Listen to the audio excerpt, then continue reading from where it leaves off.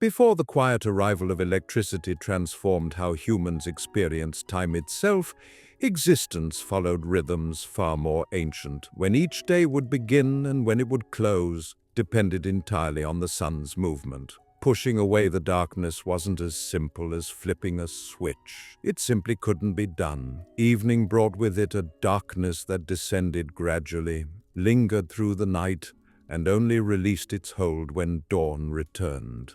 This natural pattern defined everything about daily existence, and those who lived within it viewed these limits not as burdens to overcome, but as fundamental truths woven into the fabric of life. The start of each day unfolded without harshness. No piercing alarms interrupted rest. No illuminated displays insisted on immediate attention. Instead, people emerged from sleep as daylight crept slowly into their spaces, filtering through modest windows or finding its way past wooden shutters.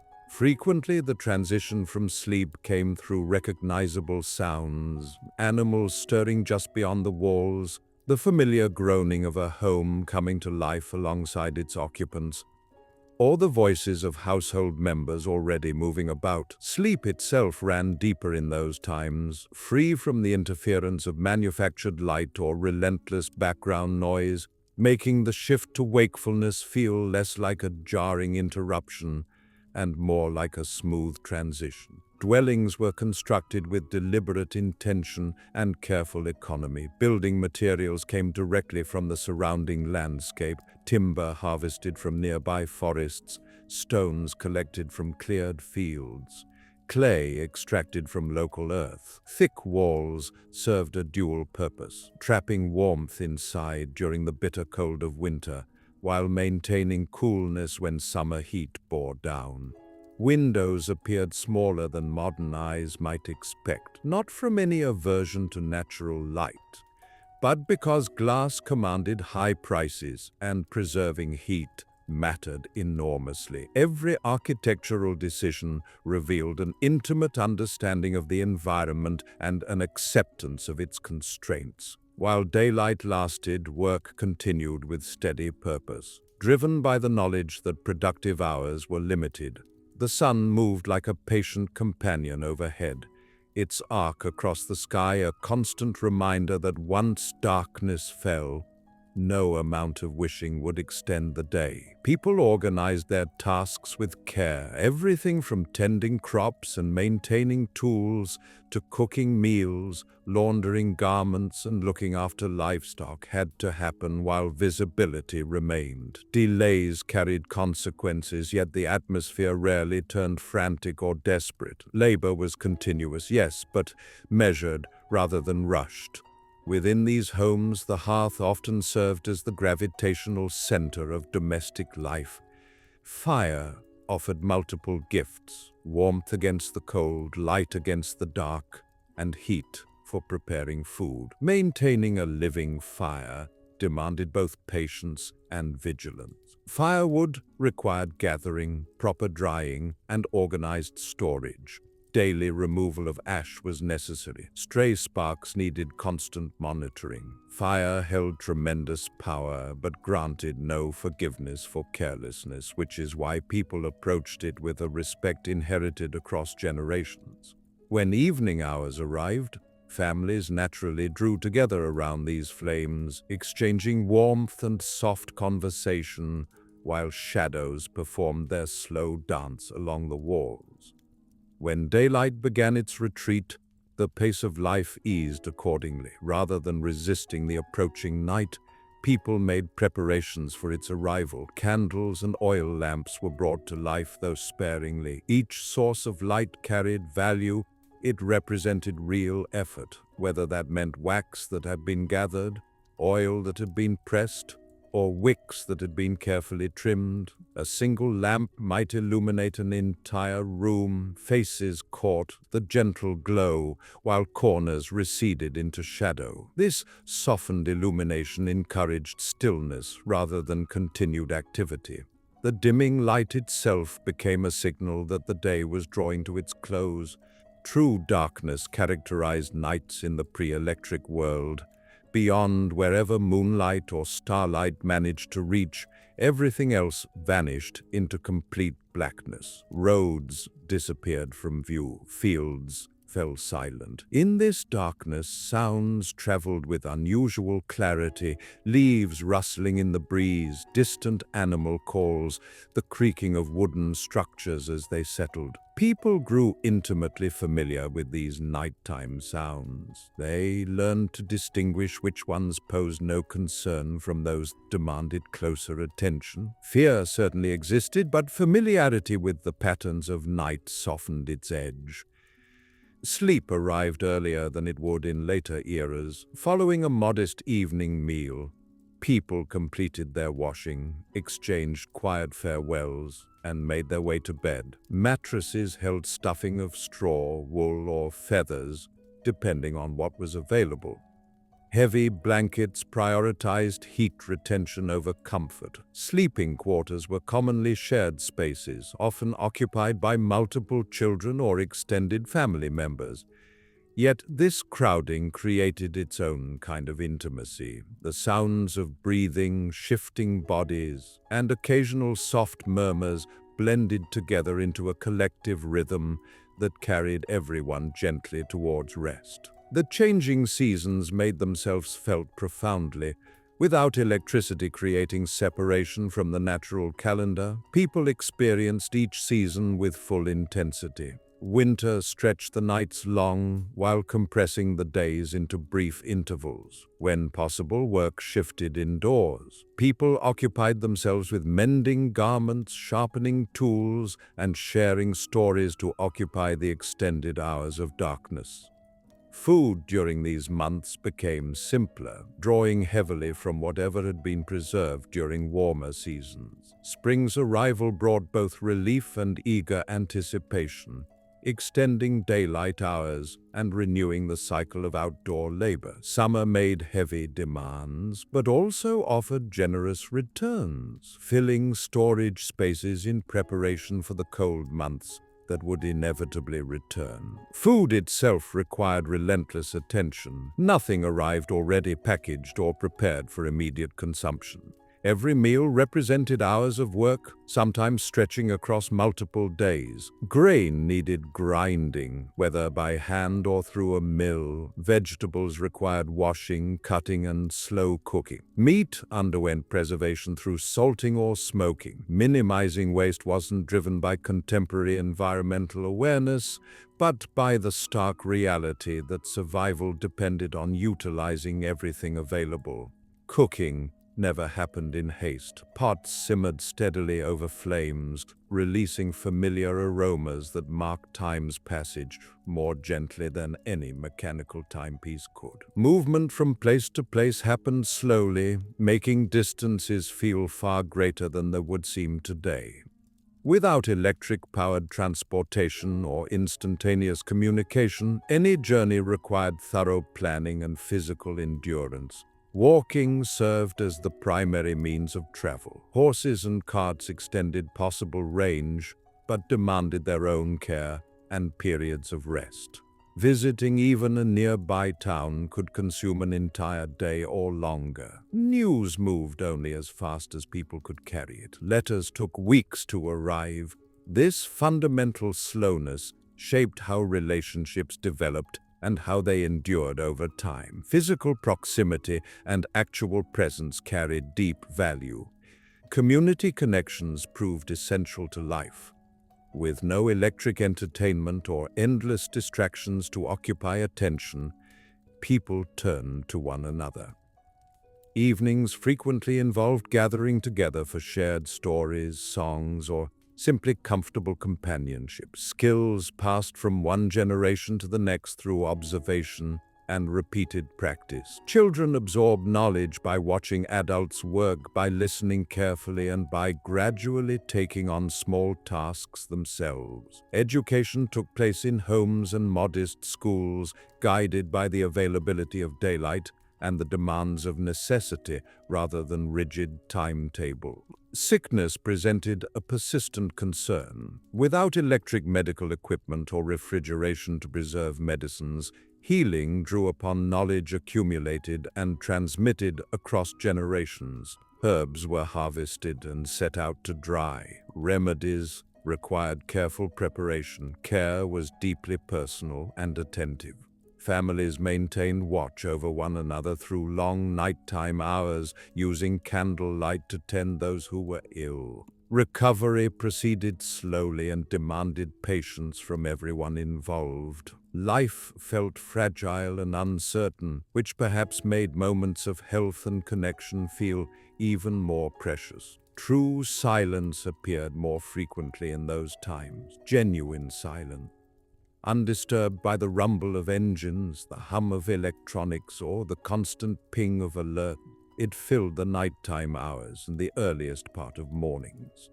It created space for thoughts to settle and emotions to rise naturally to the surface. People spent more time alone with their own minds, not through isolation, but because the environment naturally provided room for internal reflection. Time seemed to stretch out, not empty and void, but open and available. This was an existence where effort revealed itself in everything. Creating light required kindling a flame. Generating warmth required building and maintaining fire. Obtaining food required sustained labor. Nothing manifested instantly. Because of this fundamental reality, individual moments carried genuine weight. Rest felt truly earned. Sleep reached satisfying depths. Days achieved a sense of completion.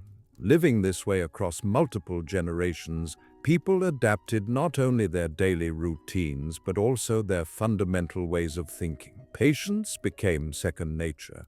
Waiting was simply expected. Life's pace aligned itself with nature's pace, slow and steady, moving forward without desperate urgency.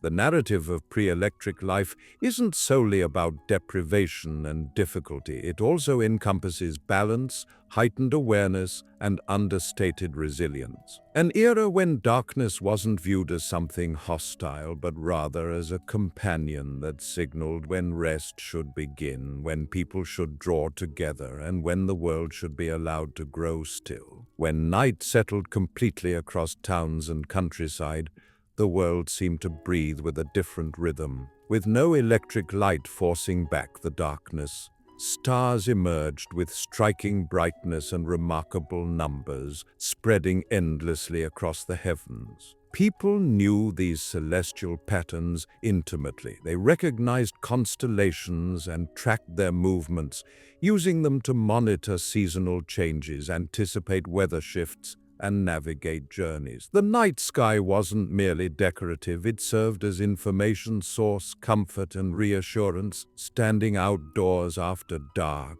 wrapped against the cold, people often simply paused to gaze upward, allowing the quiet immensity to calm their thoughts. Inside dwellings, the final hours before sleep unfolded without hurry. Candles burned towards their ends, while oil lamps flickered with gentle movement, their light softening every surface it touched. Shadows drifted slowly across walls as flames wavered, giving rooms an almost living quality. Conversations gradually grew quieter, with words becoming fewer. No pressure existed to fill every silence. Silence itself found welcome acceptance as a signal that the day's labor had concluded. Children absorbed lessons about respecting nighttime from an early age. They learned not to wander far from home once darkness fell, not due to imaginary threats, but because darkness required heightened awareness. Familiar paths transformed their appearance at night. Places that seemed ordinary by day felt larger and less certain after dark. Adults moved with deliberate care, relying more on memory and instinct than on sight. Every step carried intention. Sleep arrived not as an escape from reality, but as genuine restoration. People didn't push themselves beyond exhaustion with artificial stimulation. When bodies signaled tiredness, rest followed naturally. Sleep patterns frequently shifted according to seasonal changes. Winter brought longer periods of sleep, sometimes interrupted by brief wakeful moments before returning to rest. Summer's shorter nights meant earlier mornings. These rhythms were accepted without resistance or complaint. Dreams occupied a different place in consciousness. Without constant mental interference, dreams often felt vivid and significant. People discussed them openly, sharing them during breakfast or quiet moments throughout the day. Dreams weren't dismissed as meaningless mental noise. They were regarded as reflections of inner experience, sometimes even as messages worth heeding. Morning's return happened gradually. Dawn didn't announce itself suddenly, but revealed itself through stages. First came a subtle thinning of the darkness, a barely perceptible shift. Then the faintest hint of color touched the horizon. Birds began announcing the coming day before light fully revealed itself. Inside homes, people stirred as though responding to an unspoken agreement with the world outside their walls. The day's initial tasks followed simple, repetitive patterns. Fires were coaxed back to life from embers carefully preserved overnight. Water was collected or drawn. Animals received their feeding. These familiar routines anchored each day, establishing continuity. Every morning echoed those that came before, creating not monotony but reassurance. Clothing served practical purposes and was built to last. Without electric washing machines or mass production, garments were created with durability in mind. Fabrics came thick and sturdy. Constant repairs were simply expected. A tear didn't signal the end of a garment's usefulness. It presented an opportunity for mending. People carried needles and thread with them, stitching quietly during rest periods or evening hours. Each piece of clothing accumulated its own history of use, care, and time. Work varied depending on location and season, but physical effort remained constant. Fields received tilling through human labor or animal power. Tools maintained simple designs, but required careful maintenance. A broken handle or blade that had lost its edge could slow progress for an entire day. Understanding tools became personal and precise. People comprehended how things functioned because necessity demanded it. Nothing was sealed away, hidden from view, or powered by invisible forces. Weather influenced every decision people made. Without electric forecasts or climate control systems, close attention was paid to the sky, the wind, and how animals behaved. A sudden shift in temperature or changes in cloud formations received immediate notice. Storms commanded respect. Heat was endured. Cold required preparation. No illusion of control existed, only adaptation. Preserving food represented a skill passed down with tremendous care. Drying, smoking, salting, and fermenting all served as common practices. Cellars maintained cool, dark environments for storing vegetables through winter months. Shelves held rows of jars filled with fruits and vegetables preserved at peak ripeness. Each jar embodied foresight, labor, and survival itself. Opening one during winter months carried with it a quiet sense of gratitude. Mealtimes served as moments of grounding. Families gathered when circumstances allowed, sitting in close proximity. Food was presented simply. No screens demanded attention. No distractions interrupted. Conversation flowed naturally or faded into comfortable silence. Eating never became rushed.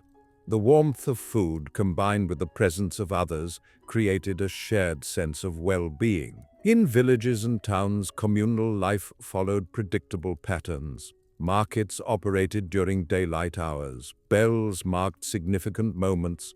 Church services, warnings, celebrations. These sounds carried across distances, functioning as communication before electricity amplified human voices. People listened with care, responding as situations required. understanding that sound served as one of few methods for transmitting information quickly. Education was woven into the fabric of daily existence. Children learned numbers, reading, and writing when resources permitted, but practical knowledge held equal value. They absorbed how to plant seeds, care for livestock, prepare meals, and repair broken objects. Learning happened through repetition and growing responsibility, not through abstract instruction alone. Mistakes became part of the process, creating lessons remembered through direct experience. Evenings brought the familiar slowing once again. As the sun descended toward the horizon, work naturally tapered toward conclusion. No temptation existed to artificially extend the day. Bodies accustomed to the cycle welcomed approaching rest. Lamps received their light once more. The same modest circle of illumination gathered people inward, both in physical space and emotional connection. Storytelling fulfilled important roles. Without recorded entertainment, stories resided in human memory. Tales of ancestors, local events, and imagined worlds passed from mouth to mouth. Each retelling carried slight differences shaped by the present moment and those listening. Stories weren't passively consumed, they were actively shared, remaining alive and evolving. Illness and loss existed as unavoidable parts of life, faced without the cushioning provided by modern technology. Death frequently occurred within the home, with family gathered close. Grief was experienced communally. People assembled together, offered mutual support, and moved forward collectively. A clear understanding existed that life held inherent fragility and finite limits, which perhaps deepened the value of moments spent in health and connection. Time itself operated differently. Without clocks glowing on walls or buzzing from pockets, time was sensed rather than precisely measured. People knew when midday arrived by observing the sun's position, recognized evening's approach by the lengthening of shadows. Days blended into seasons, seasons merged into years. Life felt less fragmented and divided. In this environment, patience wasn't formally taught, it was simply lived. Waiting formed an integral part of every process. Seeds required time to sprout and grow. Bread needed time to rise properly. Healing demanded time. No expectation of instant results existed. This fundamental acceptance shaped character, cultivating endurance and calm. Electricity would eventually transform all of this, subtly at first, then completely. But before that profound shift, human life followed a slower, more measured path. A path illuminated by light and shadow, defined by effort and rest, shaped by silence and sound. Within that rhythm, people discovered a way not merely to survive, but to truly belong to their homes, their communities, and the natural world surrounding them. Belonging wasn't some abstract philosophical concept in life before electricity. People felt it physically, through routine and repeated experience. The land they occupied was known with intimate precision. Paths were worn into the ground by years upon years of footsteps. Trees were recognized not as mere scenery, but as providers of shade, sources of fruit and wood, and carriers of memory. A particular curve in a road might be remembered for a conversation that unfolded there, or for the distinctive way light fell at a specific time of year. With no artificial light extending productive hours, people cultivated deep awareness of time's passage. Shadow lengths indicated when to begin the journey home. Sky colors signaled approaching weather changes. Even the quality of the air communicated information. A cool stillness settling in during evening hours might suggest a clear night ahead. A heavy, moisture-laden atmosphere could warn of coming rain. These observations didn't require conscious calculation. They were habits formed through living in close relationship with the environment. Labor frequently demanded cooperation. Large undertakings rarely could be accomplished by individuals working alone, bringing in harvests, constructing buildings, maintaining roads, or making winter preparations often brought neighbors together for shared effort. These gatherings served practical purposes, but they also reinforced social connections. While hands remained busy, conversations developed naturally. News was exchanged freely, advice flowed, stories received repeated telling, gaining comfort through their familiarity. Tools were simple in design, but they functioned as extensions of the human body. An axe, used for years, fit its owner's grip with perfect familiarity. A plow moved through soil with a rhythm absorbed over seasons of use. People maintained their tools with care because replacement was difficult. Handles grew smooth from countless touches. Metal edges were sharpened with attention. Every object possessed both purpose and history. Children matured, surrounded by this quiet competence. They observed adults closely, absorbing knowledge without requiring formal lessons. A child learned appropriate distance from fire by watching others' careful movements. They learned patience by waiting for their turn, developed responsibility by being trusted with modest tasks. Play certainly existed, but it frequently mirrored adult activities, gently preparing them for what awaited. As evening approached, fatigue manifested as honest and physical. Bodies grew tired from movement and labor, not from mental overload or stimulation. Muscles ached in familiar, expected ways. This tiredness brought satisfaction rather than frustration. When people settled down to sleep, they carried the day's weight with them, and sleep arrived as a welcome release. Nighttime stillness reached profound depths. In the absence of distant traffic noise or electronic humming, even small sounds felt amplified. A branch brushing against a wall, an animal moving somewhere outside, wood settling as temperatures dropped, all became part of night's distinctive language. People learned to distinguish these sounds, understanding which belonged to the world's normal rhythm and which might require attention. During winter's extended nights, darkness stretched on for hours. Candles were used conservatively. People spent extended time in close proximity, often occupying a single room warmed by fire.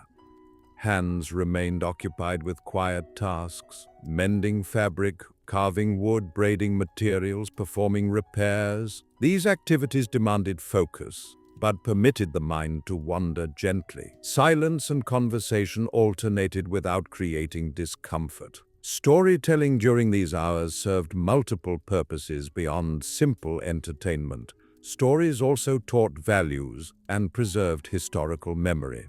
Tales of hardship and endurance reminded listeners of their own inner strength. Stories of mistakes functioned as warnings. Stories of hope and kindness reinforced shared ideals. Each generation carried these narratives forward, making slight adjustments to fit new experiences. Religious and spiritual practices often intertwined closely with daily life. Without electric lighting, gatherings naturally aligned with daylight and flame. Rituals occurred at dawn or dusk, times that inherently felt significant. Sacred spaces remained dimly lit, encouraging introspection and calm. Faith provided both structure and comfort in an existence where much remained uncertain. Illness tested communities in profound ways. Without immediate access to doctors or medicine, care relied on careful observation, accumulated experience, and genuine compassion. People remained with those who were sick, sometimes for days, stretching into weeks. No concept existed of rushing recovery along. Healing followed its own inherent pace. When loss occurred, it was faced collectively, acknowledged openly, rather than concealed. Traveling beyond familiar territory represented a significant undertaking. Journeys required careful planning, supplies needed measuring, routes demanded discussion. Travelers paid attention to landmarks rather than posted signs. They remembered the distinctive shape of hills, the curve of rivers, the sun's position. Travel proceeded slowly, but this encouraged mindfulness. Each mile carried significance. Markets and gatherings stood out as social highlights. People dressed with care for these occasions, wearing their best mended garments. Goods changed hands through direct interaction. Bargaining remained personal. Trust developed face to face. Money mattered certainly, but reputation mattered even more. A person known for fairness and honesty carried that value wherever they traveled. As years accumulated, life followed familiar cycles. Births, marriages, deaths, seasons, harvests, all marked time more clearly than any calendar could. These events were experienced communally, strengthening the sense that individuals form part of something larger than themselves alone. Hardship certainly existed. Weather failed to cooperate. Crops were lost. Illness struck without warning, but resilience was built into how people lived. They harbored few illusions about controlling their circumstances, and so they adapted quickly. They relied on one another, on inherited tradition, and on patience. Rest received genuine respect.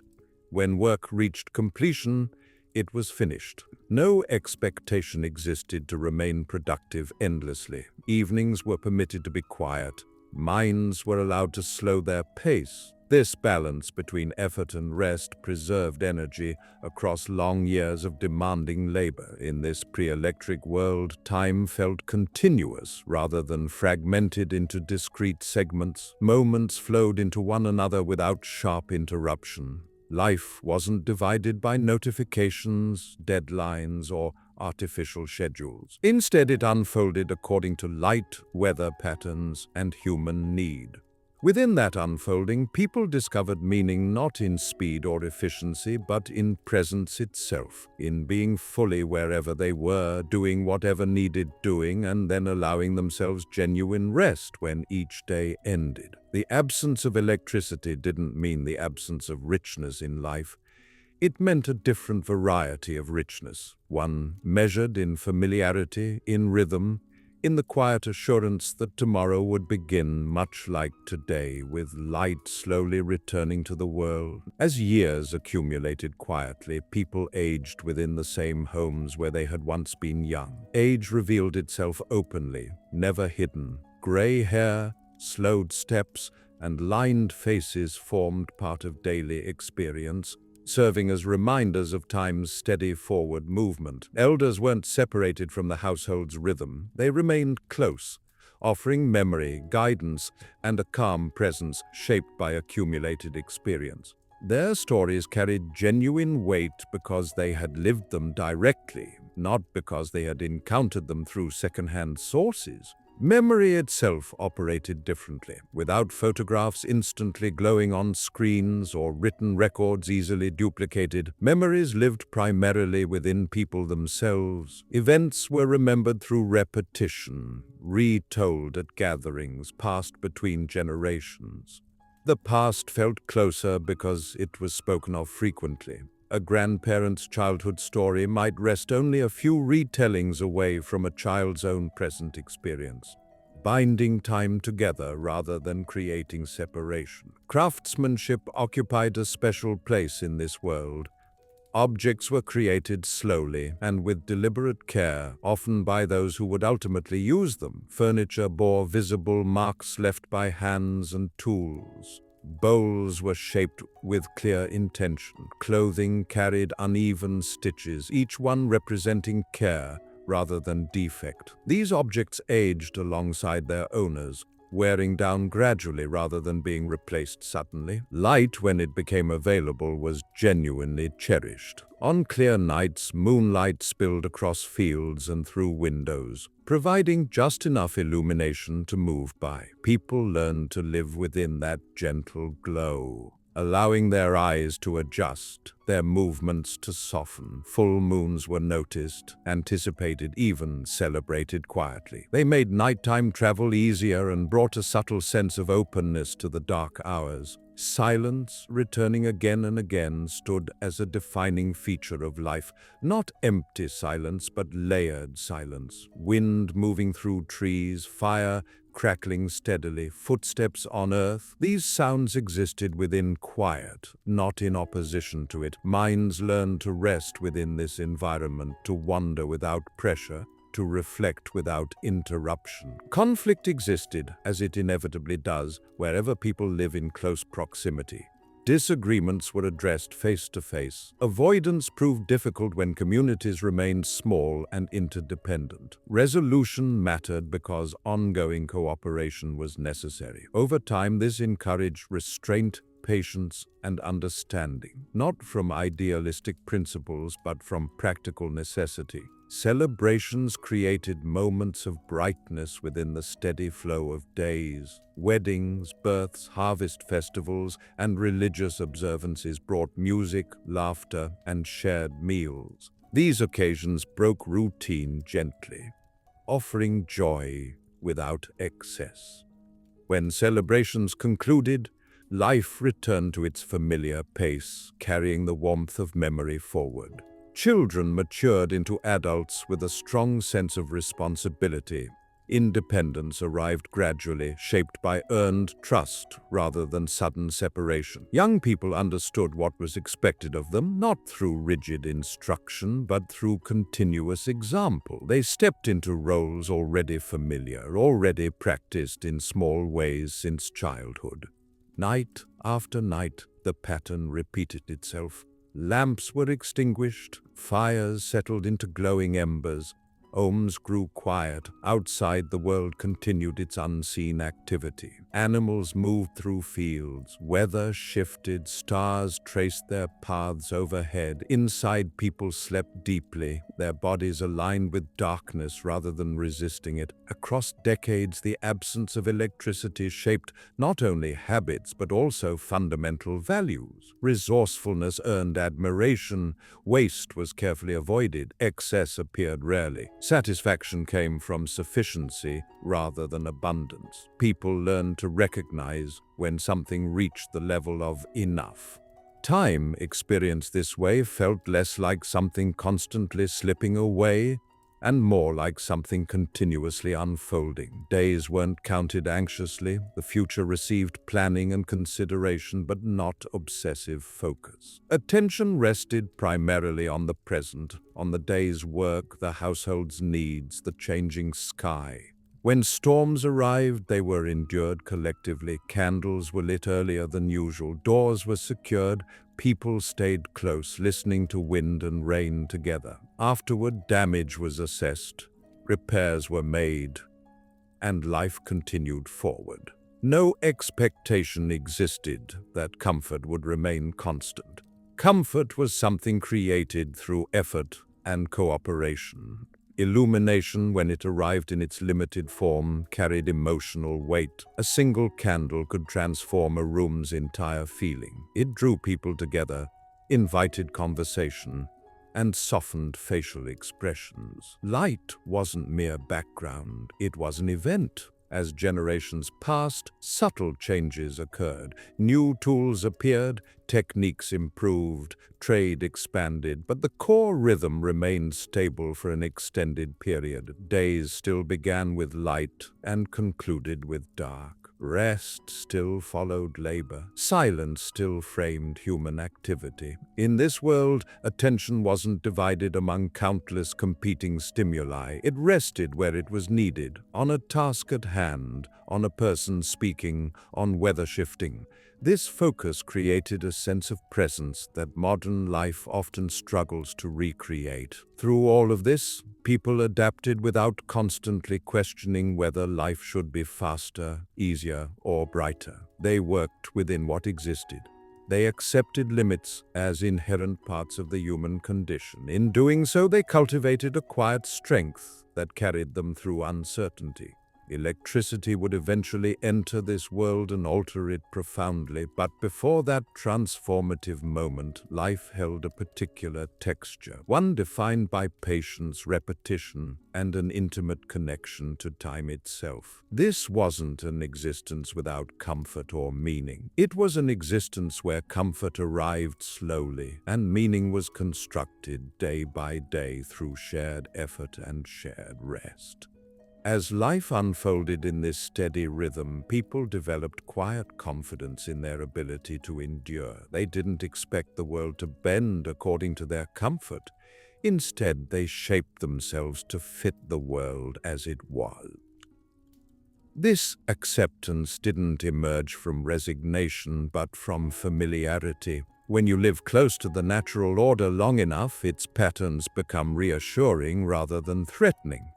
Morning light remained a gentle teacher.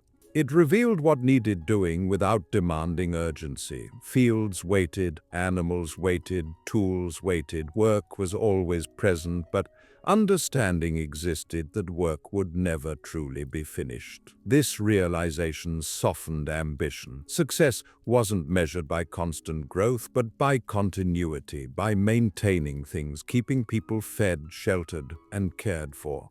People developed strong internal clocks. Even without mechanical timepieces, they knew when it was time to eat, to rest, to return home. The body itself became a guide, responding to light, fatigue, and hunger with clarity. This internal awareness reduced anxiety. Less guessing occurred, less forcing of the self into unnatural schedules. Homes aged alongside their inhabitants. Floors grew smooth from years of footsteps. Doorways bore marks from hands pushing them open repeatedly. Furniture settled into familiar positions. These spaces held memory quietly, without needing to display it. Simply being inside them reminded people of who they were and where they belonged. Firelight remained the defining presence during evening hours, flames leaning in response to shifting air, the distinctive sound of wood collapsing as it burned, the slow transformation into glowing embers.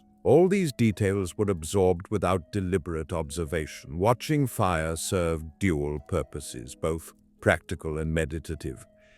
It demanded attention while simultaneously inviting stillness. Mealtimes stood as central anchors throughout each day. Even when food was modest, its preparation carried clear intention. A pot of soup, allowed to simmer slowly, was never hurried along. Baking bread filled the entire home with warmth and rising anticipation. Eating functioned as genuine nourishment rather than distraction. Food was tasted fully because nothing else competed for awareness. Beyond the walls, the landscape underwent gradual transformation across time. Fields rotated through different crops. Trees were felled and young ones planted. Paths shifted subtly as continued use reshaped the land. These changes unfolded slowly enough to be noticed, committed to memory, and adapted to. Nothing underwent overnight transformation.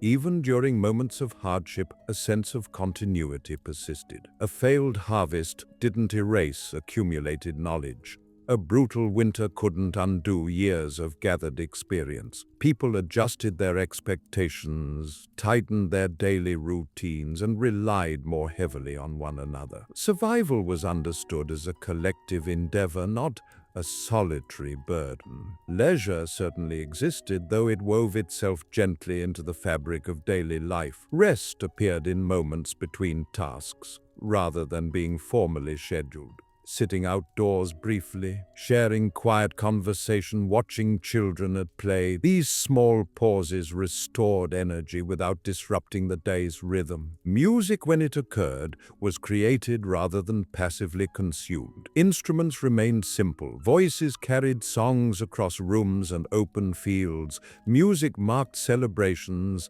and offered comfort during sorrow. Its absence of constancy made it meaningful. Silence provided the frame that gave sound its depth. Learning continued throughout entire lives.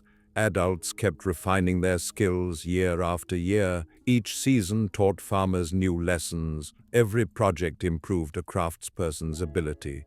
Knowledge remained flexible, shaped by lived experience rather than rigid instruction. When night returned once more, lamps were lit with care. Often later rather than earlier, people allowed darkness to enter their homes gradually. Eyes made their adjustment, movements naturally slowed. This gentle transition prepared both body and mind for approaching rest. Sleep maintained its deep restorative quality. With no artificial light suppressing natural rhythms, the body responded fully to nightfall. Dreams arrived with ease, rest proceeded without interruption. Morning waking felt complete rather than fragmented. Across extended time, this manner of living created a profound sense of sufficiency. People didn't expect constant stimulation, they harbored no fear of stillness. In fact, stillness often became the space where clarity emerged. Thoughts settled into place, emotions found room to exist. As generations followed one another forward, children grew into adults who carried these rhythms with them. Change certainly happened, but slowly enough to be absorbed. Traditions evolved rather than vanishing entirely. Life retained its recognizable shape. This pre-electric world wasn't frozen in time. It moved, but at a pace aligned with human capacity. Days held enough within them without spilling over into exhaustion. Nights restored what days had taken. Within that balance, people discovered a quiet form of freedom, the freedom of knowing when to stop, when to rest, and when to let darkness perform its work. The absence of electricity didn't limit human experience. It shaped it, guiding attention inward and outward at the appropriate moments, allowing life to unfold with a steady, calming certainty.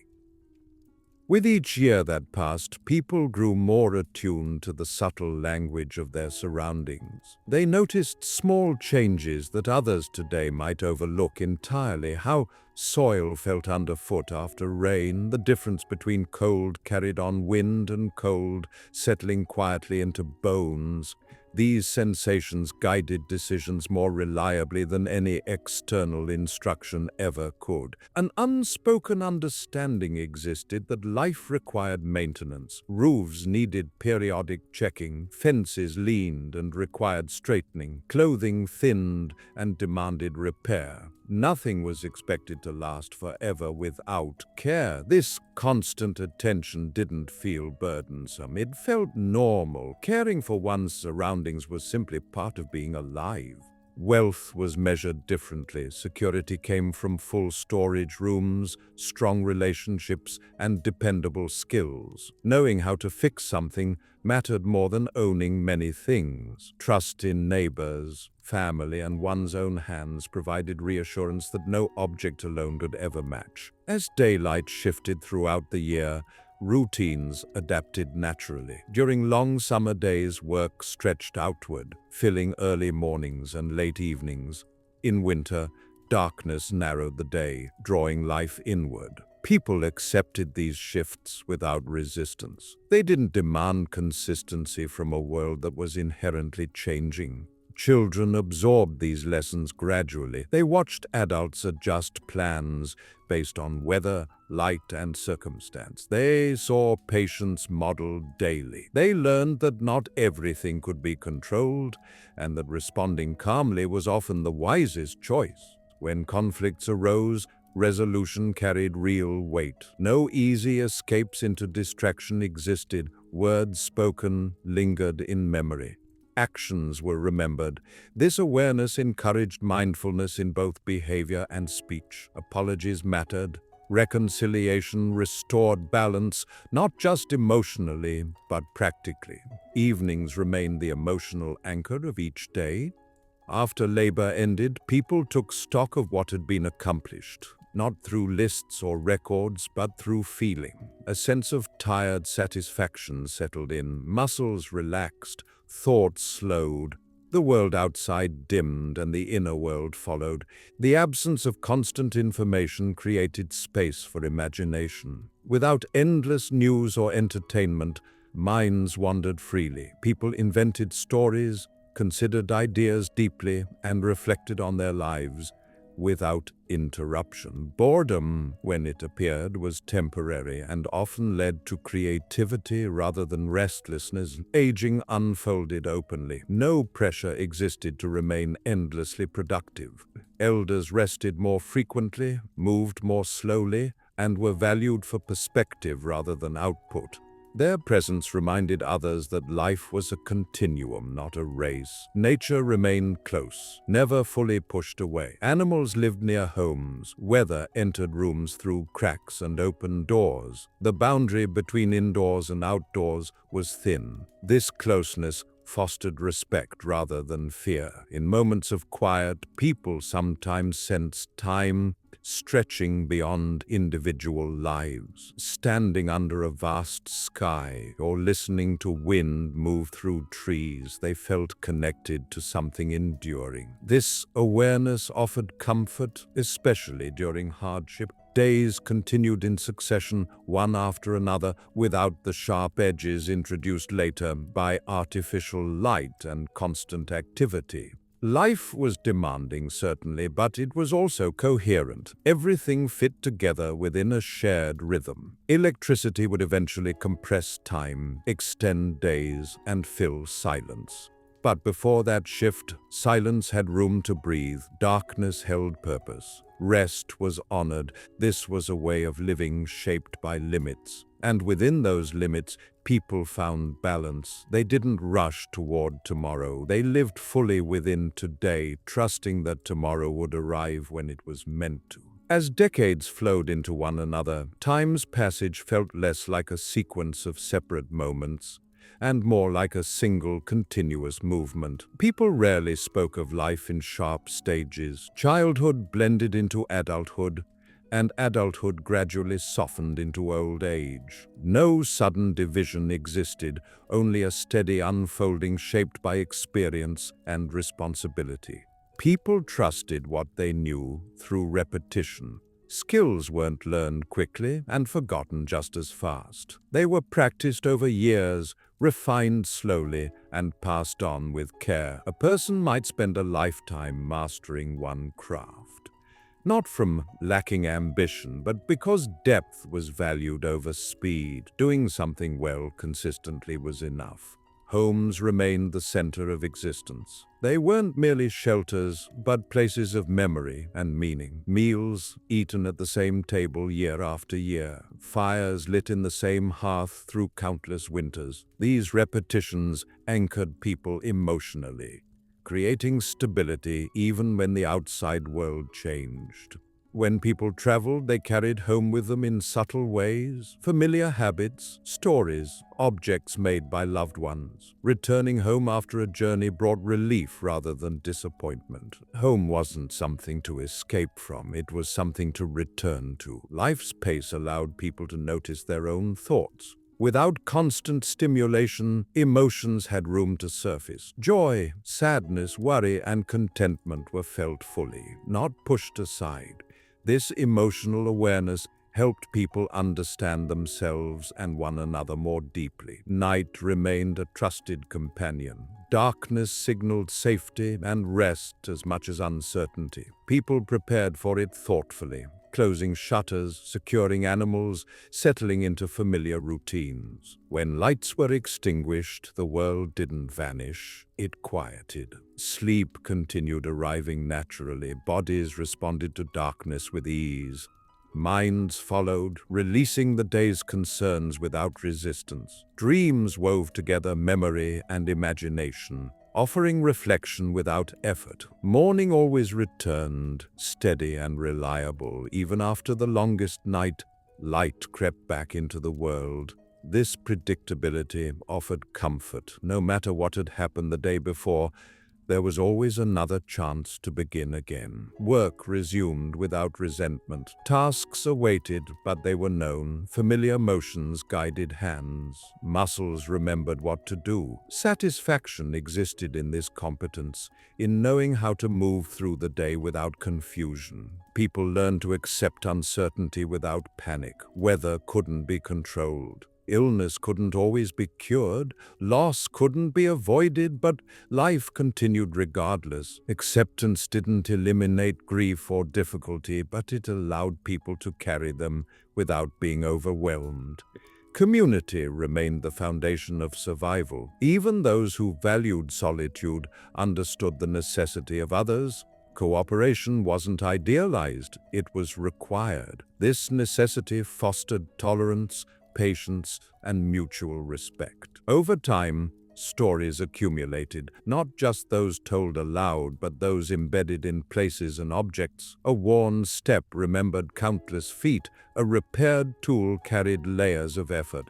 These silent stories surrounded people, reminding them of continuity. The absence of electricity preserved a particular clarity. Days ended when they ended. Nights were allowed to be dark. Rest followed effort without negotiation. This clarity simplified decisions and reduced internal conflict. As life moved forward, people didn't imagine a future filled with constant light and endless activity. Their hopes were more grounded: good health, enough food, peaceful nights, strong relationships. These were considered successes. Within these modest hopes, many found contentment. Life didn't promise ease, but it offered coherence. Everything had its place, its time. Before electricity reshaped the world, this coherence held communities together. It shaped how people thought, felt, and rested. It taught them when to act and when to pause.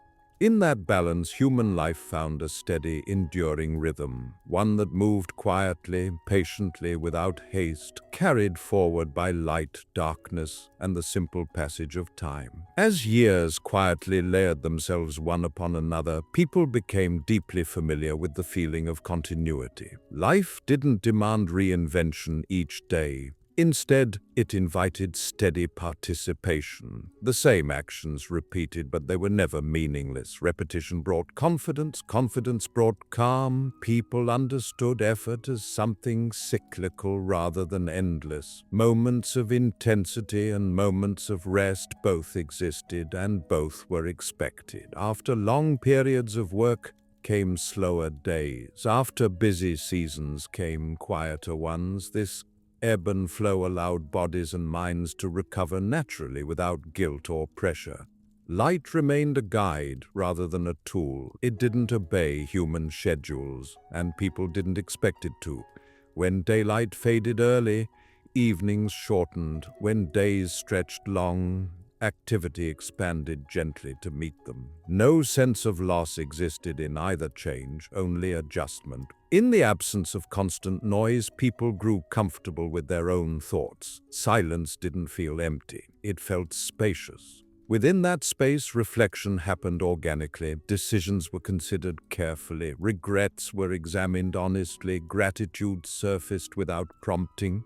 The body's relationship with rest deepened. Fatigue was listened to rather than ignored. When tiredness appeared, it was acknowledged as a signal, not an obstacle. Sleep wasn't delayed unnecessarily. Rest was trusted to restore what work had taken. People moved through their days with fewer internal conflicts. Without endless choices presented by artificial stimulation, attention stayed focused. One task followed another. Life felt simpler. Not because it was easy, but because it was coherent. Even hardship fit within this coherence. Difficult times weren't seen as interruptions to life, but as part of it. People adjusted expectations, leaned on one another, and continued forward. Resilience wasn't heroic, it was habitual. Children absorbed this steadiness unconsciously. They grew up understanding that life required patience, effort, and cooperation. They didn't expect constant excitement. They found satisfaction in small achievements and shared moments. As people aged, their pace slowed without shame. Dignity existed in moving carefully, in resting often, in observing rather than doing. Wisdom was expressed through presence rather than productivity. Night after night, darkness returned without resistance. Lamps were extinguished, fires dimmed, Homes settled into quiet. Outside, the world continued its unseen motion, unchanged by human sleep. This constancy brought comfort rather than fear. Morning followed, as it always had. Light crept back, soft and forgiving. Another day began, not as a demand but as an offering. This was the texture of life before electricity. Not dramatic, not rushed, not fragmented, a life shaped by limits but enriched by them, a life where time moved at a human pace, allowing experience to sink in fully. Within that pace, people learned something subtle yet enduring, that not everything needed to be brighter, faster, or louder to be meaningful. Some things grew strongest in quiet, in darkness, and in the gentle repetition of days. As this way of life continued, people came to trust slowness itself. They didn't see it as a delay, but as a natural state. Slowness allowed mistakes to be noticed early. It allowed relationships to deepen gradually. It allowed understanding to form without force. Nothing important was expected to happen instantly. People listened more carefully. When someone spoke, no competing sound demanded attention. Words landed fully. Conversations unfolded at a pace that allowed meaning to settle. Silence between sentences wasn't uncomfortable. It was part of communication. Daily routines provided a sense of grounding. Waking, working, eating, resting, and sleeping followed a familiar order. This predictability reduced uncertainty. Even when external conditions were difficult, routines offered stability. They reminded people that some things remained dependable. Hands were almost always engaged in something useful. Even moments of rest often included gentle activity: braiding, carving, sorting, repairing. These movements were calming, repetitive, and purposeful. They kept the body occupied while allowing the mind to wander freely. The absence of electric light preserved the distinction between day and night. Darkness was complete enough to signal rest unmistakably. People didn't struggle against it. They allowed themselves to slow down with the fading light, preparing both body and mind for sleep. Dreams continued to be a quiet companion. Without overstimulation before bed, dreams arrived easily and lingered in memory. People reflected on them casually, without urgency. Dreams were part of life's texture, not something to analyze obsessively. Seasons shaped expectations. In spring there was anticipation, in summer endurance, in autumn preparation, in winter conservation. Each season carried its own emotional tone, teaching flexibility and acceptance. Life felt dynamic without being chaotic. The landscape itself felt alive and familiar. Hills, rivers, forests, and fields weren't abstract locations, but companions in daily existence. People noticed changes over years rather than days. Growth was slow but visible. When people rested, they rested fully. No constant awareness of unfinished tasks waiting electronically in the background existed. Rest wasn't fragmented by alerts or artificial urgency. It was complete, restoring both energy and clarity. Loss, when it occurred, was faced openly. Grief was shared, expressed, and allowed to take time. No pressure to move on quickly existed. Healing followed its own rhythm, supported by community and routine. Through all of this, people developed a deep sense of sufficiency. Enough light, enough food, enough warmth, enough connection. More wasn't always better. Enough was enough. Before electricity altered the human experience, life moved with a steady pulse. Days began and ended naturally. Effort and rest balanced one another. Silence had value. Darkness had purpose. Within that simplicity, people lived lives that were demanding, meaningful, and deeply human, shaped not by constant stimulation but by presence, patience, and the quiet confidence that tomorrow would arrive in its own time. Over long stretches of time, this steady way of living shaped how people understood themselves. Identity wasn't built around constant achievement or public recognition. It formed quietly through contribution. A person knew who they were because of what they could do, who they cared for, and how they showed up day after day. Worth was proven through reliability rather than visibility. People rarely felt the need to compare their lives to distant others. Without instant access to other worlds and other standards, attention stayed local. Satisfaction came from improving what was close at hand rather than chasing something far away. This narrowed focus didn't limit imagination, it grounded it. The passage of a single day felt complete. Morning brought intention, midday brought effort, evening brought release. Night brought rest. Each phase had a purpose, and none needed to be extended artificially. When a day ended, it truly ended. No sense of carrying it unfinished into the night existed. Homes at night became places of protection and calm. Shutters were closed. Fires were banked low. Lamps cast a final circle of light before being extinguished. The outside world grew distant, held at bay by walls, warmth, and familiarity. Inside, breathing slowed, thoughts softened.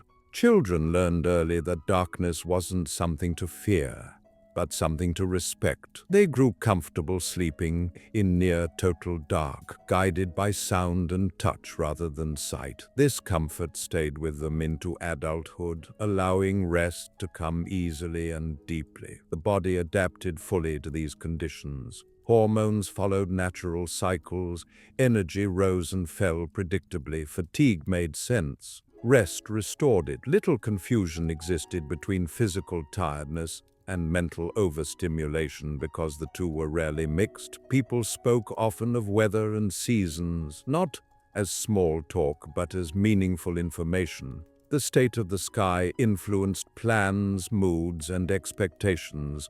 A cloudy day invited inward focus. A bright day encouraged outward effort. These influences were accepted without resistance.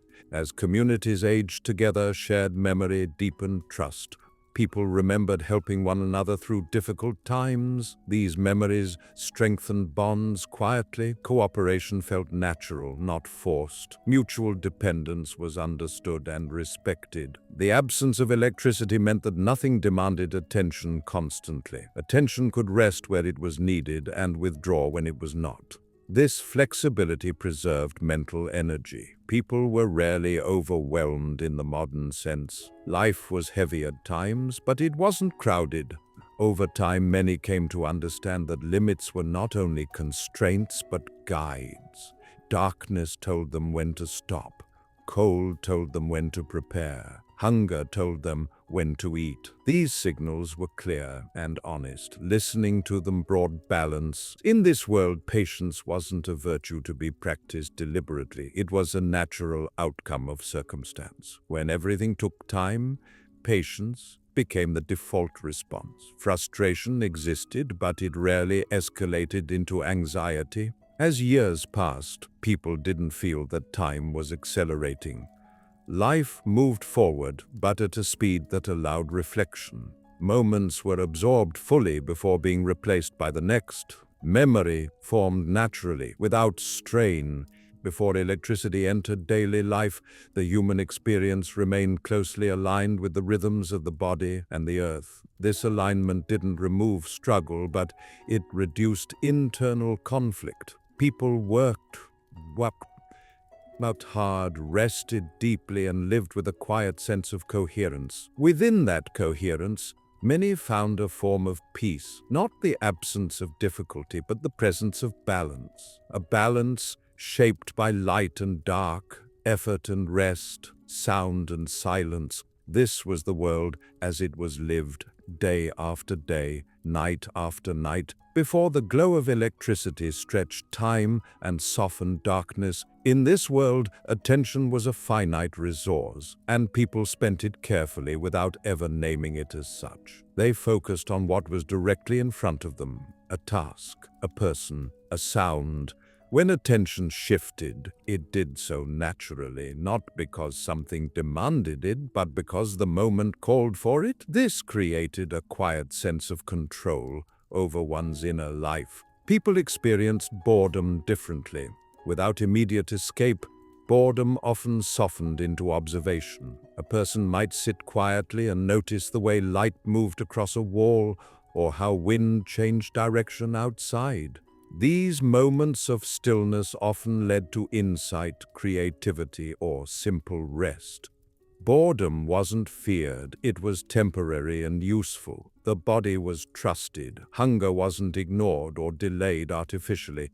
Sleep wasn't postponed for stimulation. Fatigue wasn't masked with constant activity.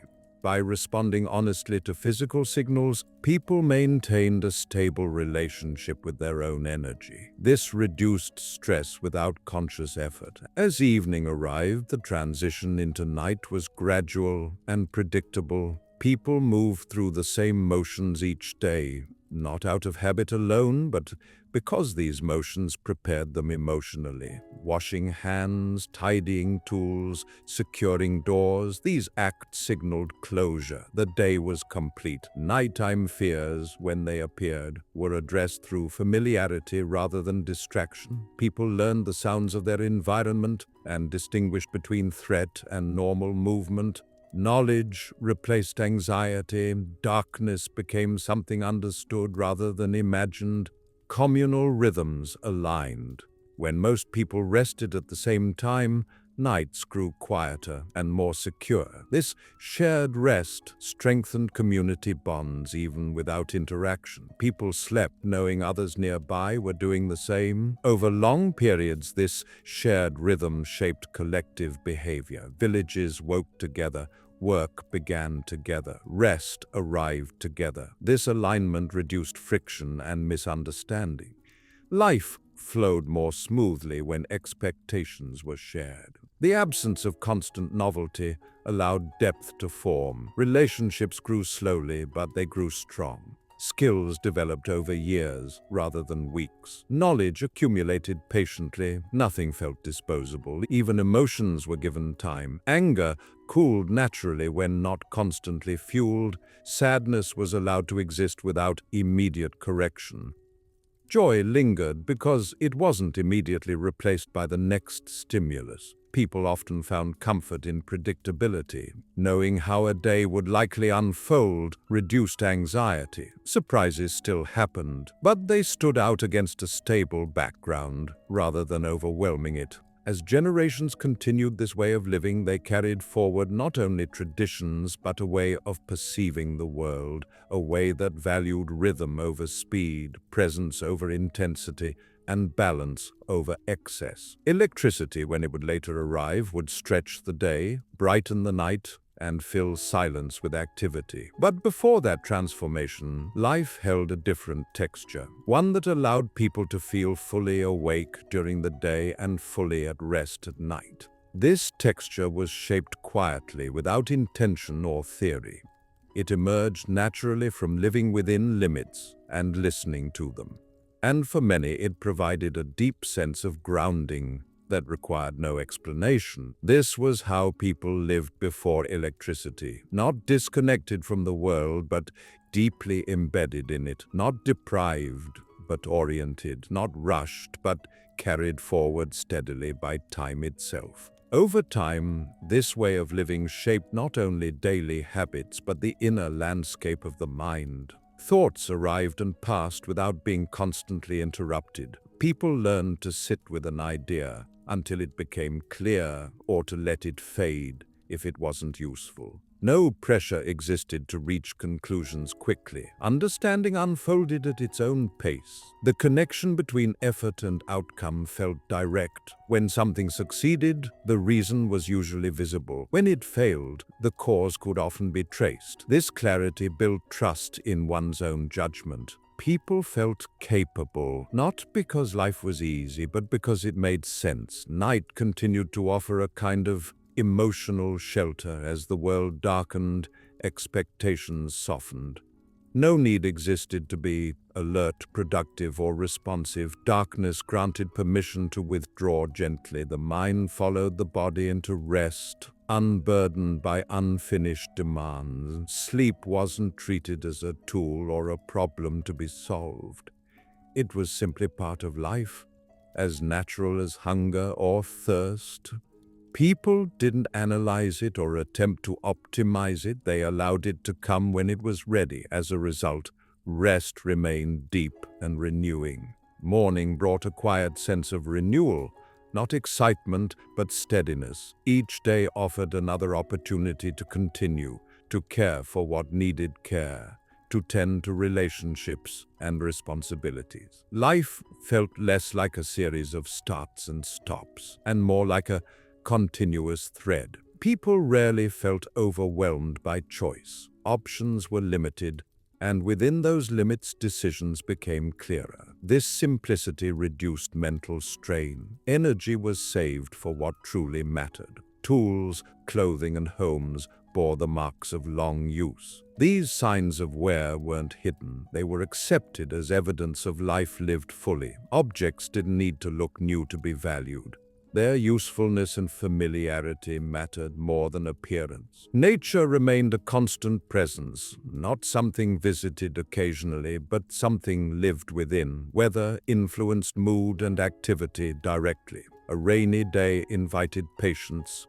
A clear day encouraged movement. These influences were accepted rather than resisted. The absence of electric light preserved a strong boundary between inner and outer life. When doors were closed and lamps extinguished, the outside world receded. This separation allowed true rest. No sense of needing to remain connected at all times existed. People often found meaning in small, repeated acts, preparing a meal, tending a fire, walking a familiar path. These actions grounded them, reminding them that life was built from simple things done consistently. As years accumulated, the idea of progress was understood differently. Improvement meant greater ease within existing rhythms, not constant acceleration. Knowledge deepened rather than expanded endlessly. In this world, silence wasn't something to escape. It was something to enter. Within silence, people found clarity, comfort, and a sense of belonging to something larger than themselves. Before electricity altered the fundamental shape of time and attention, this quiet coherence served as the foundation of daily life. People existed within limits that offered gentle guidance, creating space for effort and rest to find their natural balance. Within that balance, they discovered a steady path forward, one that never demanded more than a person could reasonably give, and never withheld the rest that a person genuinely needed. As life continued along this quiet path, people cultivated a strong sense of proportion.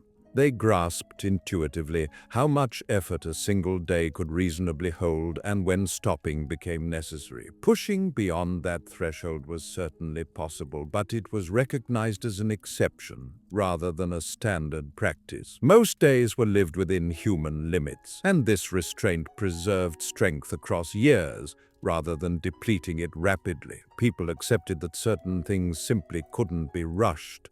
Growth demanded time, healing demanded time, understanding demanded time. This acceptance softened impatience before it could establish itself. When progress moved slowly, it wasn't interpreted as failure. It was simply the way things worked. The household's rhythms shaped emotional stability in profound ways. Familiar sounds, a door's characteristic creak, the settling of floorboards, fire crackling steadily, created a sense of continuity. These sounds signaled safety. They reminded people where they were and that they truly belonged. When someone departed from home for a period, their absence registered clearly. Without constant communication, distance carried real weight. Reunions held significance. Stories were exchanged at a measured pace. Presence mattered because it couldn't be easily replicated. Being together was never treated lightly. The night sky continued anchoring people within a larger context. Stars moved along predictable paths, seasons returned with reliability. This consistency offered reassurance in an existence that otherwise demanded continuous effort. Looking upward reminded people that life extended far beyond individual concerns. During moments of difficulty, people leaned into routine rather than pulling away from it. Familiar tasks provided stability when emotions felt heavy. Work performed by hand offered focus. Physical movement grounded the body. Routine itself became a form of care. Children grew up observing adults navigate hardship without constant distraction. They learned that discomfort could be tolerated, that sadness could be carried forward, and that joy often appeared quietly rather than dramatically. These lessons shaped resilience without applying force. As people aged, memories accumulated gently. No rush existed to preserve them artificially. They lived on through repetition, through stories told repeatedly. Memory was communal rather than private, shared openly rather than stored away in isolation. The absence of electricity preserved a certain honesty in daily life. Fatigue showed itself visibly. Effort was evident to everyone. Rest was necessary and recognized as such. Little separation existed between how life looked and how it felt. This alignment reduced confusion and inner conflict. Evenings continued offering closure. As light faded away, people allowed themselves to release the day. Thoughts slowed their pace, muscles relaxed, the transition into rest felt earned and complete. Sleep remained a trusted companion. It arrived without negotiation and departed, leaving behind a sense of renewal. Dreams blended past and present gently, without the sharp edges created by overstimulation. Morning followed, steady and predictable. Another day unfolded. Not as a challenge to be conquered, but as a continuation to be lived. In this way, life before electricity moved forward, quietly, patiently, and with deep respect for natural limits. People didn't attempt to outpace time. They lived within it. Within that steady movement, many found a form of contentment that required no explanation. A contentment rooted in rhythm, familiarity, and the simple understanding that life, when allowed to unfold naturally, often knows how to take care of itself. As life's flow carried on, people grew increasingly comfortable with the idea that not every moment needed filling. Empty space in the day wasn't a problem requiring solution. It was an opportunity to breathe, to observe, to simply exist without purpose for a while. These pauses restored something essential that constant activity could never replace. People noticed how their emotions rose and fell with the light. Morning often brought quiet resolve. Midday carried focus and effort. Evening softened everything. Darkness invited introspection. This emotional rhythm felt natural, not imposed. Over time, people learned to trust it completely. The simplicity of evenings allowed relationships to deepen. Without distractions pulling attention elsewhere, conversations lingered. People listened fully, responded thoughtfully, and allowed silence to sit comfortably between words. Bonds formed not through intensity but through consistency. Even solitude felt different. Being alone didn't mean being disconnected. A person sitting quietly by a fire or walking alone at dusk still felt part of the larger world. The sounds of nature, the familiarity of surroundings, and the shared rhythms of community offered connection without requiring interaction. Life before electricity required people to be present in their bodies. Physical sensations weren't drowned out by constant stimulation. Hunger, warmth, cold, fatigue, and comfort were felt clearly. Responding to these signals maintained balance without conscious effort. As days passed, people rarely questioned whether they were using their time well. Time wasn't something to optimize or waste. It was something to move through. A day spent doing necessary work and resting afterward felt complete, regardless of external achievement. The boundary between effort and rest remained clear. When work ended, it truly ended. No expectation existed to remain mentally available. This separation protected rest, allowing it to fulfill its purpose fully. People developed patience not only with processes but with one another. Mistakes were expected, learning was gradual, understanding came through repetition and forgiveness rather than pressure. As years accumulated, the memory of difficult times faded gently rather than lingering sharply. What remained were lessons, not stress. This allowed people to move forward without carrying unnecessary weight from the past. The absence of electricity preserved a particular honesty in experience. Nights were dark, work was tiring, rest was necessary, joy was simple, life didn't pretend to be something it wasn't. This honesty fostered acceptance. Before artificial light and constant connection reshaped daily existence, life unfolded with a steadiness that supported both endurance and calm. People lived within rhythms that aligned naturally with the world around them. Within those rhythms, they found a way to live fully, day by day, night by night, without rushing, without resistance, and without needing more than what was already there. Over many years, this steady rhythm shaped how people understood time itself. Time wasn't something to be managed or conquered. It was something that moved alongside them, neither friend nor enemy, simply present. Days weren't counted anxiously, they were lived, one after another, each carrying its own quiet weight. People rarely felt the pressure of being late. Appointments were guided by the sun's position, by routine, by mutual understanding. If someone arrived earlier or later than expected, it was accepted with patience. Waiting didn't feel wasted, it was part of the shared pace of life. The absence of constant light allowed evenings to feel intimate. As darkness deepened, attention naturally turned inward, voices softened, movement slowed. People became aware of their own breathing, of the room's warmth, of the simple comfort of being sheltered. Fire remained a source of calm as much as necessity. Watching flames settle into embers marked the end of activity. It was a visual signal that the day was complete. People trusted this signal and responded to it without resistance. Sleep followed naturally. No struggle existed to disengage from the day. The body recognized night and responded willingly. Rest came deeply, carrying with it the sense of safety that familiarity provides. Morning returned quietly. Light filtered in without urgency. People woke gradually, often lying still for a moment, listening to the world reappear. This transition eased the mind into the day, rather than shocking it awake. Work resumed with a sense of continuity. The same tasks waited, but they were familiar. Familiarity reduced stress. People knew what to do and how to do it. Competence brought calm. As seasons passed, life retained its recognizable shape. Change occurred, but slowly enough to be absorbed. New children were born, elders passed on, homes remained, fields were worked again and again. Continuity outweighed disruption. People learned to accept uncertainty without constant worry. Not everything could be planned.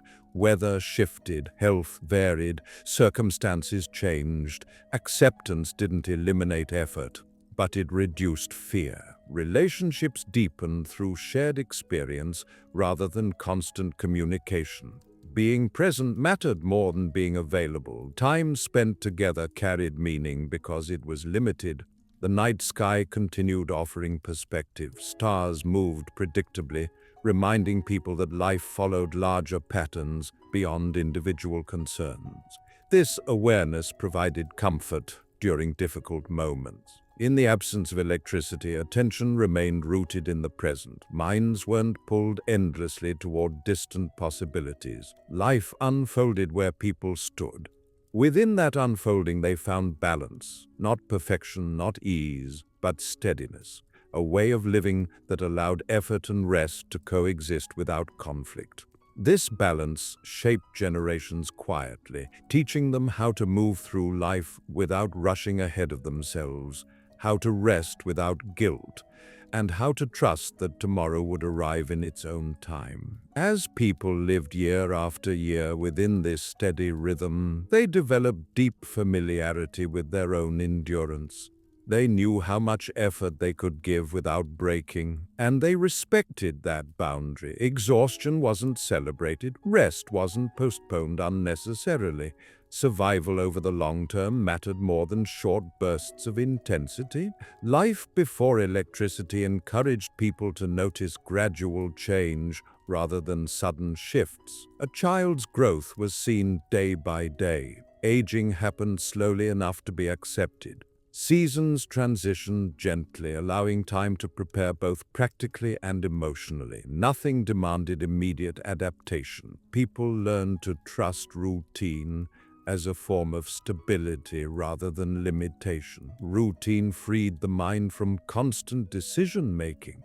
It allowed energy to be directed toward presence rather than planning. Knowing what the day would likely bring created calm rather than monotony.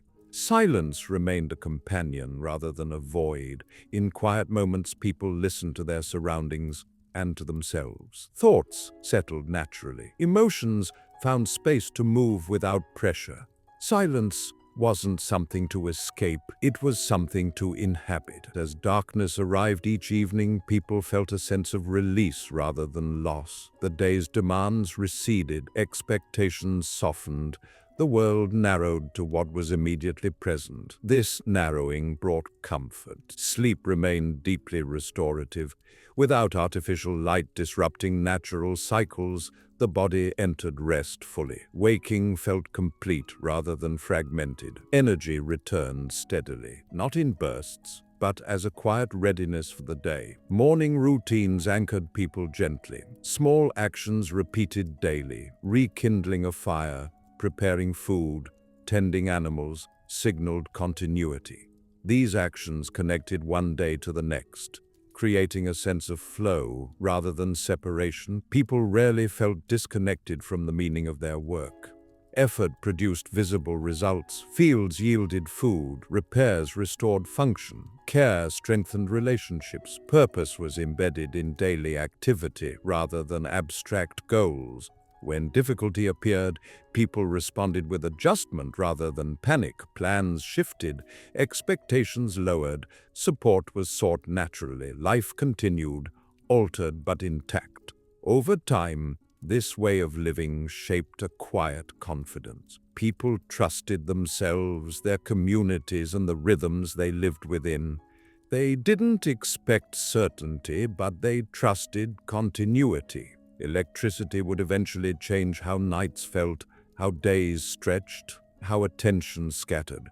But before that shift, life held a different shape, one defined by boundaries that protected rest, silence that nurtured reflection, and darkness that invited renewal. This was how people lived before electricity, not in constant struggle, not in ease, but in balance. A balance sustained by repetition, patience, and an unspoken agreement with time itself. Within that balance, life moved forward steadily, carrying generations quietly through the passing years. As life continued in this measured way, people became comfortable with the idea that not every question needed an immediate answer. Uncertainty was part of existence, and it didn't always demand resolution. Some things were simply carried forward, understood slowly through experience rather than explained outright. This patience eased the mind and reduced unnecessary worry. The pace of days allowed emotions to settle naturally. Anger cooled with time. Disappointment softened as circumstances changed. Joy lingered quietly, not rushed aside by the next demand. Emotional balance wasn't something people worked at consciously. It emerged from living without constant pressure. People experienced a strong sense of closure at the end of each day. When night arrived and work ceased, there was a feeling of completion. Even unfinished tasks waited calmly for morning. Nothing insisted on attention after darkness fell. This separation between day and night protected rest and restored energy. Homes at night felt especially safe. Familiar walls, known sounds, and shared routines created a sense of protection. The outside world grew distant, held back by darkness and quiet. Inside, life slowed to its most basic elements: warmth, breath, and presence. Sleep was trusted to do its work. People didn't lie awake, overstimulated or distracted. They surrendered to rest without resistance. Night after night, this surrender renewed strength quietly and reliably. Morning light brought a gentle sense of continuity. Another day began, not dramatically but steadily. People rose knowing what was expected and what could be left for later. This clarity reduced stress before it could take hold. Work resumed as part of life rather than as a separate burden. Movement felt purposeful. Effort felt necessary. Satisfaction existed in doing what needed to be done without excess. As seasons turned, people adjusted expectations smoothly. In difficult times, they asked less of themselves. In abundant times, they prepared thoughtfully. Balance was maintained through awareness rather than strict control. Relationships deepened through shared silence as much as shared conversation. Being together didn't always require speaking. Presence itself carried meaning. This ease strengthened bonds quietly over time. The absence of electricity preserved a slower internal tempo. Minds weren't pulled in many directions at once. Attention rested where it was needed and withdrew when it was not. This conservation of mental energy supported resilience across years. Before artificial light and constant activity reshaped human habits, life moved forward with a steadiness that respected human limits. Days were lived fully, nights were allowed to be dark, and rest was honored as essential rather than optional. Within this steady unfolding, people found a way to live that didn't demand urgency, didn't fear stillness, and didn't confuse speed with meaning. Life simply continued, carried gently by time, shaped by repetition, and sustained by balance. As the rhythm of life carried on in this way, people grew deeply familiar with the feeling of enough. Enough work for one day, enough food for one meal, enough warmth to last the night. They didn't constantly measure themselves against what they didn't have. Attention stayed on what was present and sufficient. This focus brought a quiet sense of security. Without electricity, evenings encouraged reflection without effort. As light faded, thoughts naturally slowed. People reviewed the day gently, not judging it harshly, but noticing what had been done and what could wait. No pressure existed to improve endlessly or optimize tomorrow. Tomorrow would arrive when it arrived. The night held a particular calm. Outside, the world rested alongside human sleep. Animals quieted, winds softened, even storms, when they came, followed recognizable patterns. People listened from inside their homes, reassured by walls, by shared presence, by the knowledge that morning would follow. Sleep remained one of the most reliable parts of life. It arrived consistently and left behind a sense of renewal. People didn't struggle to disconnect because there was little to disconnect from. The mind eased into rest naturally, carried by darkness and quiet. Morning light returned gradually, revealing familiar surroundings. People woke with a sense of continuity rather than urgency. The day didn't demand immediate action. It invited participation at a human pace. Work resumed as an extension of life rather than an interruption to it. Tasks flowed one into another, hands moved confidently, knowledge gained over years guided each motion.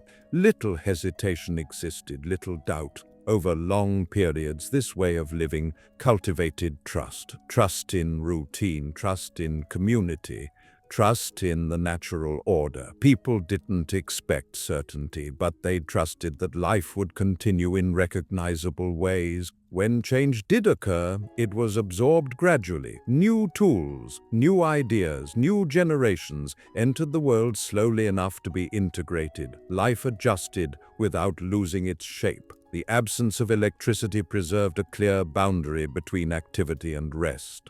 When darkness fell, activity ended. This boundary protected health and clarity, allowing effort and recovery to remain in balance. Before artificial light extended the day and blurred the night, people lived within rhythms that supported both endurance and calm. They worked when light allowed. They rested when darkness arrived.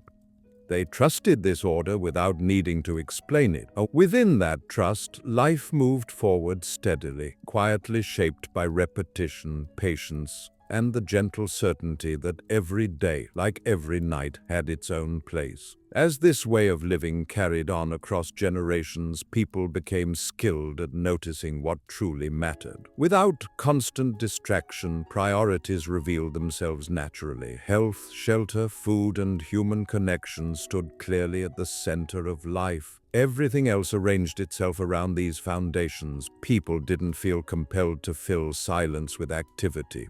Quiet moments were accepted as complete in themselves. Sitting together without speaking, listening to the wind outside, or watching firelight shift across a room were experiences that required nothing more. These moments restored a sense of balance that effort alone couldn't provide.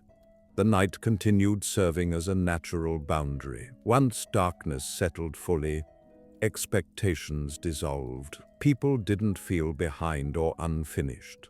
What remained undone would wait. This acceptance reduced tension and allowed the body to relax fully into rest. Sleep came easily because it was anticipated rather than resisted. People prepared for it gradually, both physically and mentally. The transition from day to night felt smooth, without sharp edges. Rest wasn't something taken forcefully, but something received. Morning returned with equal gentleness. Light crept in quietly, revealing the familiar shapes of home. People woke with a sense of steadiness, not urgency. The day unfolded at a pace that felt manageable, shaped by routine and experience. Work remained grounded in reality. Effort produced visible results. When something was completed, it stayed completed. No endless cycles of revision or constant demands for improvement existed. Satisfaction came from completion rather than perfection. Over time, people developed patience, not just with tasks, but with life itself.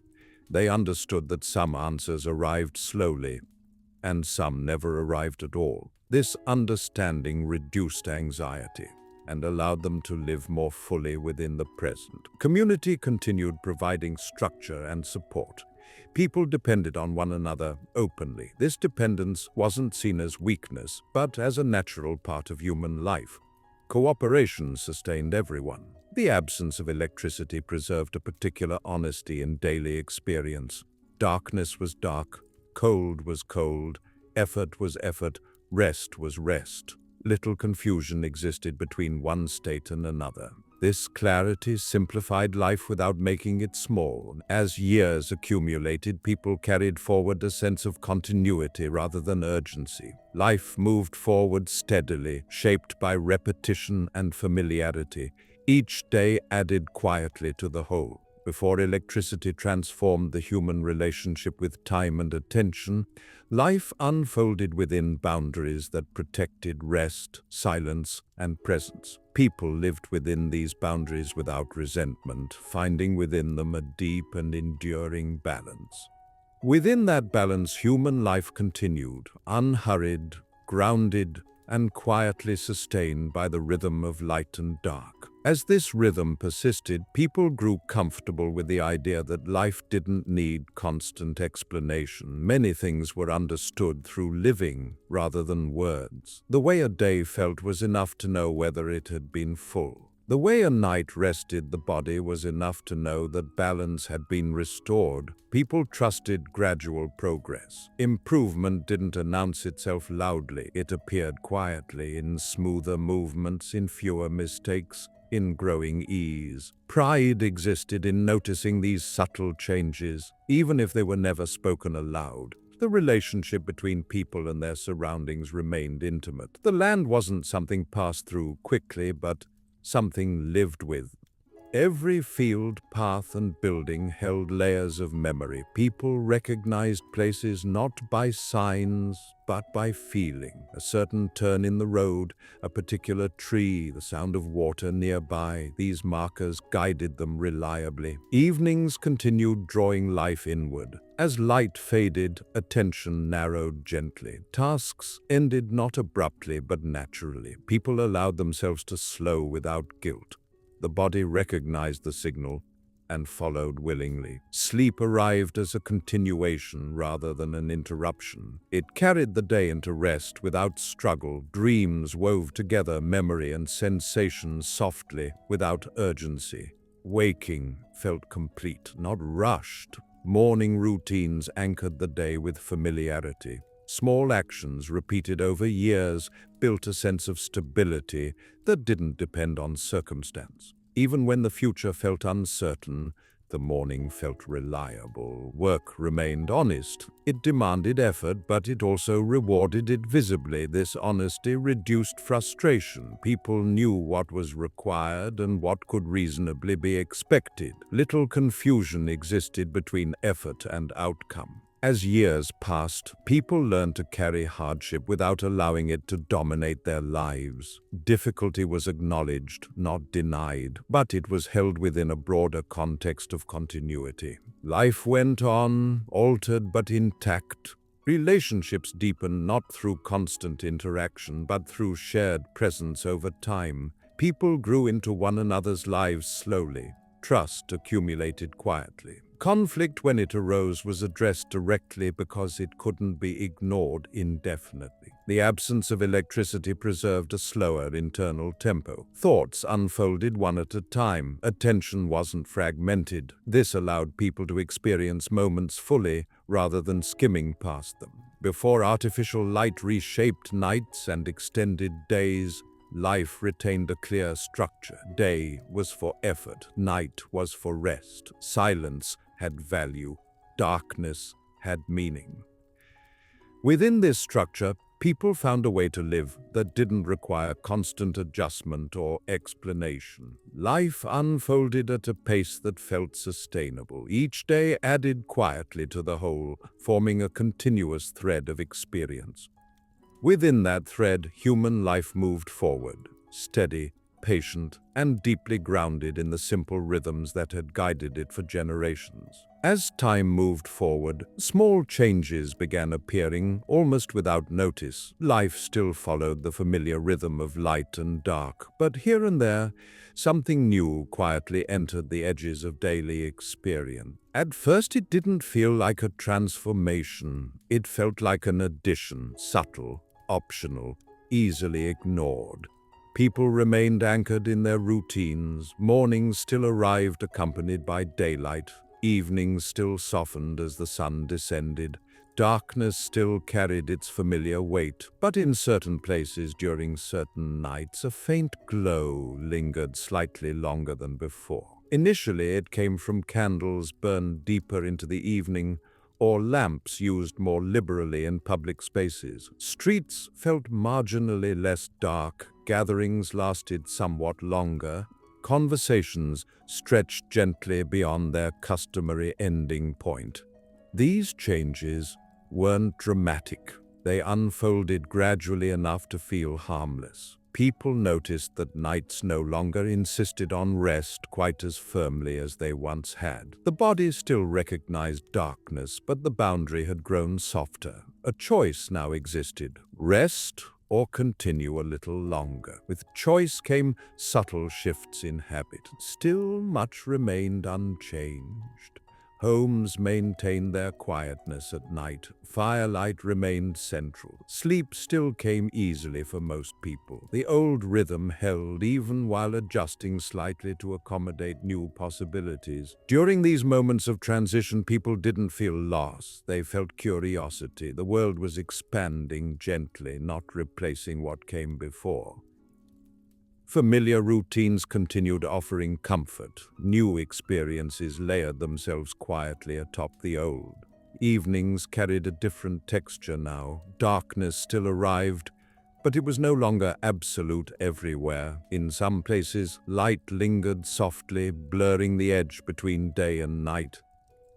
People adapted without fully realizing it, extending conversations, delaying rest just a little. Yet the body remembered. Fatigue still arrived. Sleep still waited patiently. When people finally lay down, the familiar comfort of rest remained unchanged. The old rhythm didn't disappear all at once. It stayed, steady and reliable, beneath the surface of these changes. Light and dark still guided life, even as their influence slowly shifted. This wasn't an ending, but a gentle turning, a moment where one way of living began making room for another, without erasing what had come before. As this transition unfolded, people carried with them the quiet knowledge learned over generations, the knowledge of when to slow down, when to rest, and when to let the day end. That knowledge didn't vanish. It remained waiting beneath the growing light. As the glow of new light slowly became part of the world, it never fully erased what had existed before. Instead, it settled atop older rhythms, resting there quietly. Days still began with morning light.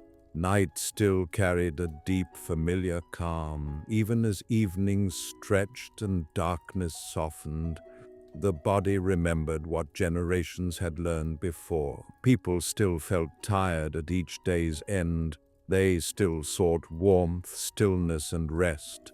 Sleep still arrived when effort was complete. The knowledge of when to stop, when to slow down, and when to let the world fade into quiet remained deeply rooted. In many homes, firelight continued flickering long after new forms of light appeared elsewhere. Familiar routines stayed intact. The quiet moments before sleep were still cherished.